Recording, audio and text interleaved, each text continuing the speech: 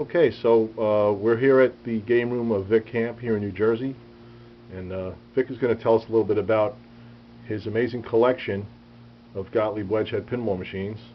We're going to start up here in the family room where he has a top card that he just acquired. So if you want to explain how this is the latest addition to your collection, and tell us a little bit about this game. Well, it's been a game I've been wanting to add to my collection. It's one of the top 3-inch flipper games, I think, in the 70s. It has great ball action because the playfield is wide open, and for a number of other things I won't go into, but I just want to say that this is the latest, like Joe said, addition to my collection. And this game here I got out of a home up by where I work, and I think it was Essex Fells or East Hanover, one of them towns. Very recently, I can't remember, but clean game. Game was worked on for about 80 hours. It's got a little bit of new metal. I mean, it's all original. It was in the guy's house from 1977. We have a little proof of that only because inside the I kept which was a piece of paper that was on the back of his door, and it states since he had it since '77. These are the high scores. These are the high scores. They're very faint, but Yeah, the guy came back after I restored it. Couldn't believe it was the same game. Of course, I added an NOS back glass from Steve Mayfair, and this playfield, which only has about 22,000 plays on it, the top arch has nowhere at all, possibly. So this is proof that this is an original game, and we're going to move down to my collection, which is another 25 wedgeheads downstairs. They're all original except 2 machines. We're going to go over the 2 machines that were painted, but the rest of the collection is in all original games. Okay, so let's descend into Vic's game room.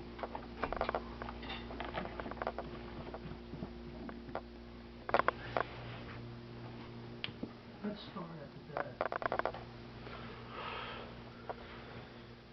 Vic has the game room nicely decked out here with a lot of the beer and beverage neon signs, as well as some other vintage items, as well as a jukebox. And he's got a tidy little bar here, which is pretty cool.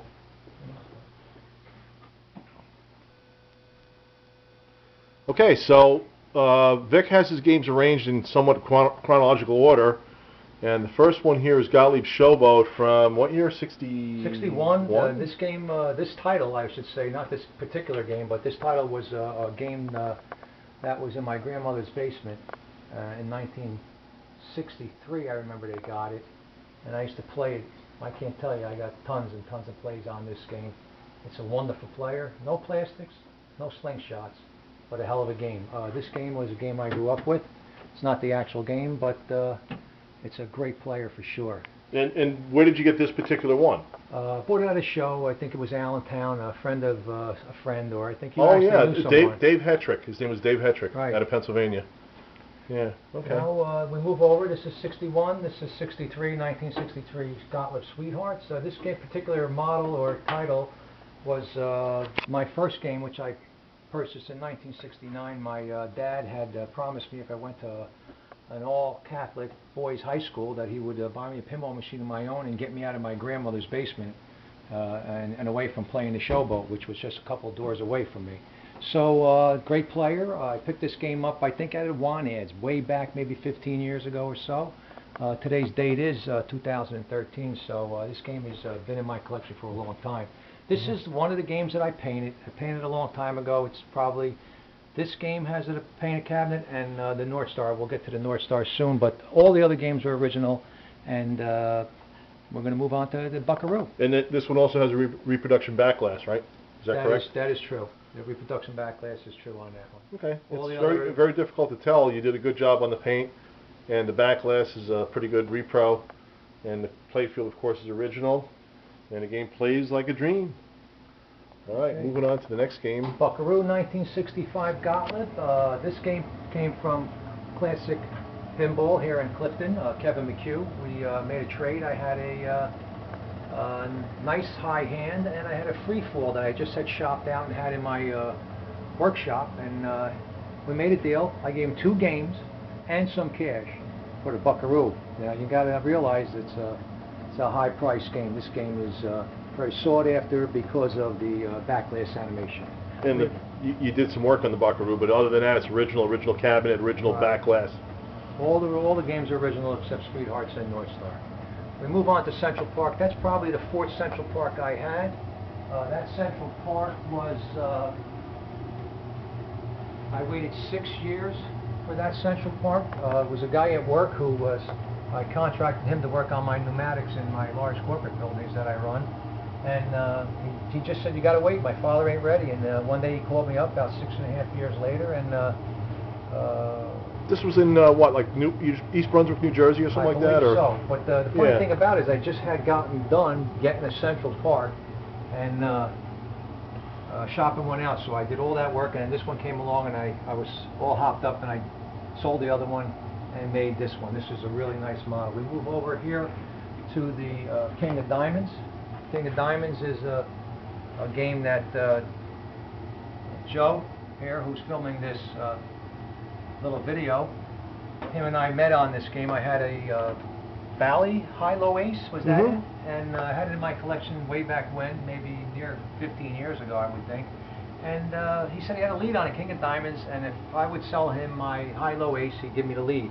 He was here prior a week ago trying to buy the high-low ace. I didn't want to sell it at the time, but when I heard King of Diamonds, I knew that that was my childhood game from Seaside Heights, New Jersey, that I played on the boardwalk, and I wanted it very bad. So we made the trade and became best friends in the hobby, I think. Yeah, this game is one that I got a phone call about, and it was down in New Jersey, and I couldn't pick it up. It was in Toms River, actually, and Toms River is about 4 miles from Seaside Heights. Could it have been the same game I played on Seaside Heights boardwalk? I don't know. I don't think so, but you never know.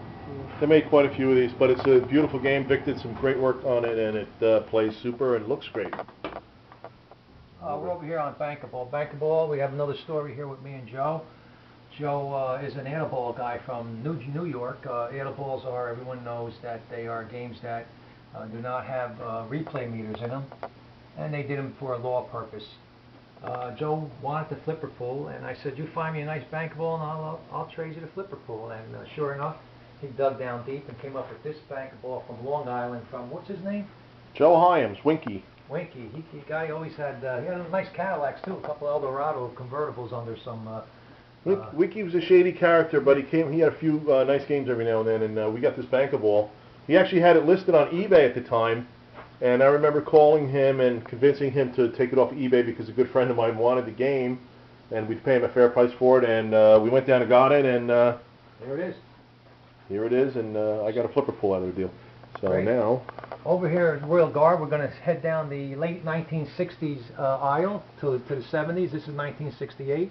We just came from 61. We went around the room. Bankable 1965. Royal Guard is a little store behind that. First off, we got a brand new NOS glass in that. A friend of mine bought a NOS glass on eBay years ago, and he never got the game, so he ended up selling me the NOS glass. So cabinet's real nice. I traded this game, my game was a Corral, and I traded this game for my Corral to another friend in New York who has a tremendous, outstanding Annaball collection. And we were both very happy. And play feels good, and cabinet's excellent, so that's a great player. I love that game. Moving on to Domino, I think this game I bought down off of eBay, Nebraska or somewhere down there. What did you think it was, Joe? I thought you got it from Arizona. Arizona, perhaps. Got it on eBay, paid top dollar at the time. The guy listed the game as pristine, looked perfect in the pictures on eBay, but when I got it back, disappointed only because the back glass was painted around the score rails. All the white was painted around the score rails, and it was darkened, and it was upsetting to me. I needed to find another glass, and coincidentally, another guy in the building where I work, an electrician contractor I used to have come in and do some work for me, had a Domino in his house. And he also had Charlie's Angels. So I asked him, how's the back glass? He said it's perfect. So I haunted him for around 2 or 3 years, and finally, after fixing, I think, his Terminator game and maybe a video game, he decided to make the trade. I gave him the other glass, and this game is perfect. That's really one pristine looking. Cabinet's sweet on that. Yeah. Very nice. All right, so moving on to spin a card here. spinner card we got from, what's his name, Joe, down there? John DeLuca. DeLuca. I bought this long time ago, probably one of the first games I ever put down in the basement here. I had an extra spinner card. I bought another one because the playfield was stupendous, and I put that playfield in this game, and this game's pretty nice. The back glass, I think this is my another back glass I got. This one's near perfect. Was this the anyone. playfield from a game that Nick had? That's Nick correct. Rosillo? Yeah, okay. Nick Rosillo, big restorer down there in PA. Great guy. Top of the line when it comes to EMs restoration-wise. This target pull here, probably my fourth one. I bought a basket case the first time. I bought another one after that. I painted one and restored it, sold it, and then I came up with this one. I found it in Bloomfield, New Jersey, and in some guy's attic. We had it for the longest time. This game's got real low plays, astronomical condition. The cabinets, hardly any marks at all. Real nice player. One of my favorite games. Remember playing that one on Seaside too. The Mibs I think I got off of that guy in New York. What's his name? The Foot Doctor? That's in Connecticut, Alex. Alex had this game. This game is actually on IPD. Pictures of it. The first pictures are on here, and then my pictures are on afterwards. Actually, I cleaned this game, shopped it out, took out all the coils that were unwound, and put in all original coils. Found an NOS, not an NOS glass, but a nice original glass from the guy I had the trade going on with the Royal Guard. He actually helped me out, and I added a nice glass to this game because the playfield and cabinets very nice. Moving down, we got this flipper card. I looked at a couple. They were hard to find, these flipper cards, so I finally got this one. I don't even recall, Joe. Did you remember anything about it? So winds up, the head's real nice. Got a nice webbing on here, but it seems the cabinet doesn't match. But overall, great playfield and stupendous original back glass. Plays like a champ too. Aquarius, I think I got from a guy in South California. I got it on eBay when I had my Forward Air account, and I had a special homemade crate where people could actually put the machine in and then ship it back with me with some instructions that I had in the crate. This game, real nice cabinet, beautiful playfield, and excellent back glass. It don't come any more original and cherry looking than this game. Guess 1970 perhaps? Aquarius? Because I know maybe 69 or something. Yeah, thereabouts. Thereabouts. Anyway, here's the North Star that I just recently picked up before the top card upstairs that sits in the family room. This North Star I got off of a fellow who works down in the Asbury Park Silver Ball Museum. We call him Bill North Star for a nickname because he had so many North Stars. He picked this one up from a guy in, this playfield has really low plays, hardly anywhere on the arch. But the problem, again, it's painted, and I'm looking for an original cabinet to upgrade and possibly a better back glass. But that's a nice original. I got little cheat lights back there. There might be a few, what do you call them, LED lights that Bill had put in there. I kept one or two in, took everything else out and made it original, kept it for color. Joe might want to elaborate on the Singalong, which is next in the lineup of 1, 2, 3, probably 9 games in a row here. Singalong, we had to put here, it's a 1967, but Joe got a little story because he's the one who gave me the ride to pick this up, 12-hour round trip in PA. Yeah, went out to Johnsonburg, Pennsylvania. This was listed on Mr. Pinball. He wanted like $2,000 for it. The owner, he said that the game was only briefly on location, and he picked it up around Christmas time for his kids, I believe, and the game was in the same place in his basement since 1968. Never moved from that spot, and as you can see, it's a very nice original game. Just minimal touch-up on the cabinet. The cabinet is sharp as a tack. Vic did some restoration to it. It was not in this 80 hours. Yeah, not in this type of condition when he got it, but I knew that once Vic did his magic to it, it would turn out excellent, and it did. And it plays super, and it was worth the drive. It was fun. We had a fun time going out there and shot the breeze on the drive and looked at some pinball pictures. Vic's pride and joy, the sing-along. Just a game. little note, Joe knows a lot about artists, and someday we're going to elaborate on that, but right now we don't have the time. We want to go move quickly to this drop card here. This drop card I got off another collector out in PA. Great guy. Guy's wonderful. We became friends also, and we got a lot of machines from him, and a lot of people got a lot of machines from him. And who's that I know? That's John Chudrick. He's a great guy, and he had this in his collections for a long time. He got this off of a vendor out in PA. I wasn't sure. And he had it in his collection. I don't know how. He just decided someday to sell it, and I was the one waiting in line for this beauty. Back glass is dated when they put the little coating of cover your glass on it. So I know John actually said he did it, so he's had this game a long time. If we move on here, Joe again is responsible for me having this high hand. Joe, I seen this game over at Classic Pinball, Kevin McHugh's old house before he got the Classic Corporation down in Clifton. He had it in his basement when he was selling games out of his basement when he first came over from New York.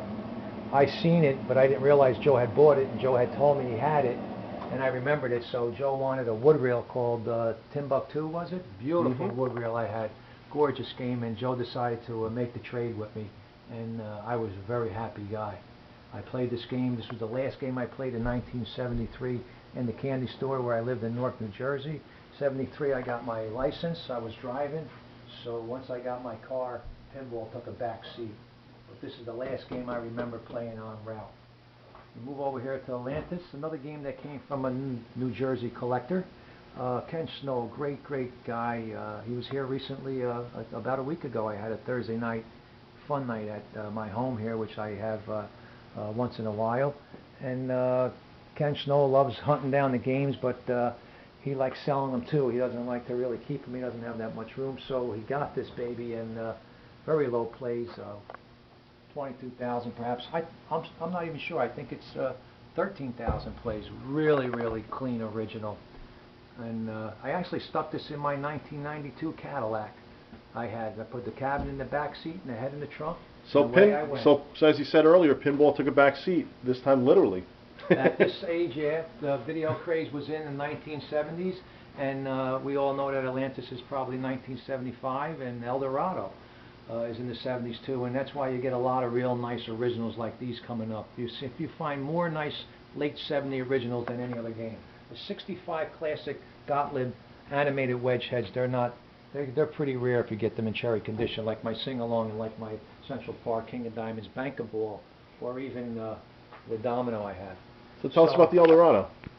The El Dorado I got off an old lady, Italian lady up in by my building again. I used to go out on lunchtime and gather games when I was hunting them down back in the day. And this lady told me she had a pinball, and I didn't even know it was an El Dorado. When I got in, my heart was pounding. I was trying to keep a straight face, but she was so friendly, had no knowledge, and she was just wonderful. I ended up getting a Brunswick air hockey game. She gave me weights. I mean, she couldn't give me enough. She was moving, and this game is in real nice shape. Coincidentally, the sticker on here says R&Y Amusements, and that was in Newark, New Jersey, where I grew up. And if you read my postings on IPD, you'll read about where I always was encountering wedge heads in the candy store 50 feet from my home. So R&Y Amusement was in Newark, and that's where I bought my Sweethearts with my dad back in 1969. So it's kind of ironic that so many years later, after I had purchased a game from R&Y Amusement in 1969, I pulled one out from a home. It was probably his last game, R&Y, because he went out of business that year. This volley I got off of Mike Berger, another New Jersey collector here in Parsippany. Mike is one of the top restoration specialists in the North Jersey area. His mentor is Nick from PA, our buddy Nick. So Mike, I think Mike got this game for his wife. It was a volley thing. She liked tennis, and we got it from, what's his name down in Utah? Mike bought it from. Roberto Urbanowitz. That's where I got my skill pool from him. I traded him a Centaur back in the day when I had my forward-air account. But anyway, Mike bought this off Roberto, and push came to shove, he was going to sell it, and I ended up trading my Melody for it. I had a Melody down here that Joe had got me. I traded I think what I call almost pristine, near mint Matahari to Joe for the Melody. And I ended up with the volley, and I'm real happy. Joe's real happy, and I'm hoping Mike Berger was happy with that. So we move on. We got the big hit. I used to have a big hit with the white play field. I got somewhere. I don't even remember. I think I owe Big Dave, Dave Christensen. He was another top collector in New Jersey, and then he moved to PA. But he had spectacular games too. Anyway, I got the white playfield game from Dave, and then I found this one in a dorm. Somebody had these college kids had it, and they must have been drunk. They bent every switch. It was a mess, and the playfield was cherry. So I made a real nice one out of one. Moving on to centigrade, we get back to centigrade. This game came from a friend or collector of Mike Berger. We went to New York City in a brownstone. I remember the narrow staircases all the way up on the 5th floor. It laid in this guy's living room alongside. He had a Jack's Open sample game and a few other games, and he wanted to sell this game. So Mike said, "You want it?" And I said yes, and we went together and got it. And I actually had another centigrade 37 that I traded for my sure shot, what we'll get to in a minute. And this one was the better of the two, man. This thing's sweet, real nice original, and a great player. Top of the line, big flipper game. The next game, 2001, is out of order here. It's in out of chronological order, short flipper game. So how'd that come about? Well, I used to have a table in here with my phone and a big leather sheet, and what happens is after a while you want so many games, and there's no place to put them. And then when your basement's full like mine is, it's, let's put it in the easiest spot. So this was the open spot at the end when I took my table, which I missed dearly, my phone and everything else. Yeah, it's better to have a pinball machine. Well, that game particularly because it's one of my favorite 2-inch flipper drop target games from Gottlieb. And this was the first drop target game actually Gottlieb ever produced. And I remember seeing it unboxed in a pickup truck in 1971. At the candy store. The vendor came with his pickup truck, had the big box. We ripped it all open. He brought it in, and us pinheads inside the store. I remember it was a winter day, cold, and this game we were astonished. We didn't know what it was. We didn't know what the drop targets were. We never seen anything like that. And then when I looked up at the glass, it said 2001. Wow, look at the future. In 1969, that seemed like icons away for a 13-year-old. But eons. Eons, I mean. Thank you, Joe. You could tell I went to Barringer High School in Newark. Anyway, this is a tremendous player. Tremendous player. I love the game. I actually traded my Skyline to a gentleman from PA and a little bit of cash, and he was happy and I was happy. I got that game. All right. The short shot here is a game that is in a remarkable condition, original condition, very, very low plays. Cabinets spectacular. Joe, step back, you have a little drop down there, you'll see. A lot of sharp edges on this game, real sharp edges, hardly anywhere. But I got this game this is the best one out of the 4 I had. And there's a story behind it. I went to pick up an Adams family one day. I had scheduled to be picked up, and I needed someone to come with me. And a friend of mine who lives 2 miles away, who has about 20, 30 games, I said to him, "If you come with me, I got a lead on a short shot. You could have it." But I never saw the short shot. I just talked to the lady on the phone. So when we got to the home and I seen this game, my knees buckled, and I was sad that I had said that to him, but I'm a man of my word, and he took that game home for a reasonable price, and I ended up trading my first centigrade 37 for it, so I got it back, and man, am I happy. I thought I'd never get it back. Oh, so Rich got a centigrade 37 on the deal. That's correct. Great, good trade. And this is the end of the line here. This is 1977, Jack's Open. This is my showcase piece. This was never on location, this game. It was shipped to the loading dock. My friend worked there 30 years. He saw the box go up on a shelf, and the vendor never came and picked it up. This game is in exceptional, pristine condition. Very, very low plays. And I remember driving home with it in my truck. I got a stiff neck that night from keep looking back at it. Couldn't believe that I found the game in this condition. In such great condition. As I said, we took you around to the wedgehead collection here. I hope you enjoyed viewing this collection, and we hope to see you soon with another video. Perhaps we're going to do something with the artist, or we could always go up to my other game room that is located into the garage, which I made into a game room, and it has my bingos and Williams games. Got a nice jukebox here too, Vic. Oh, that's right. Seaberg put out this jukebox in 1955-56. This is top of the line, 100 100 selections, 200 plays. This game, this is a long story how I got this jukebox, but got it from a real close friend. And it was in a fire, I understand. Yes, it was left on in the selector relay caught fire, and they just left it in that position for like 40 years until I found it. So actually, someone who worked for Seaberg 48 years, Bill Wonderleg was his name. He's no longer with us. He came to my home years and years ago, maybe 15 years ago, and we worked on this jukebox for 14 straight hours. That's after I did most of the restoration, and the 14 hours was mechanical work. It was amazing. I wanted to tape it that day, and I feel bad that I didn't do that, because he was just a whiz when it came to these machines. This machine is all original. I do have a few reproduction parts on it to make it look good, small reproduction parts, but overall it's original. All right, Vic. Well, Vic, thanks for the tour of your game room here. Your wedgehead collection is certainly second to none, and thanks for sharing your games with a lot of the local guys. And you have your Thursday night gatherings and invite a lot of people, and a lot of people get to enjoy your marvelous games here. So thanks for that, and thanks for the tour. Right. Anytime, Joe.